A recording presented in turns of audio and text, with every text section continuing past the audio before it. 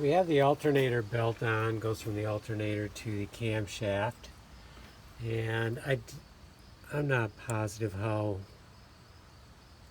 how flexible it should be, but it seems, I remember taking them off, they weren't crazy tight, so I think this is good. So next I'm pretty sure I have to put on this bracket here, and then I remember I was looking at photos, there's a clamp that goes around this hose here, so I need to grab that. I think it goes on these three right here, and then from there we'll do the other one, and then we can put the center belt on, so this one right here, which goes around the water pump and over to here. Pretty sure that's how it goes. Okay, let's work on that next.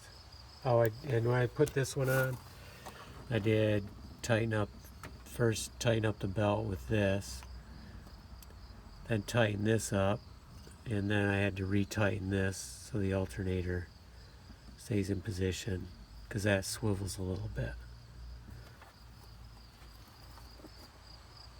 And we've cleaned the engine compartment.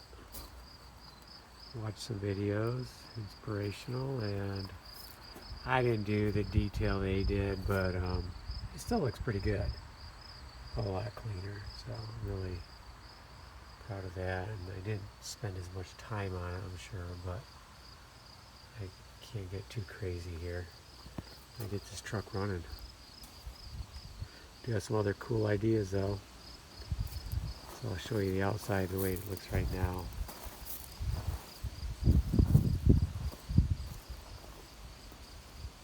I plan on it changing.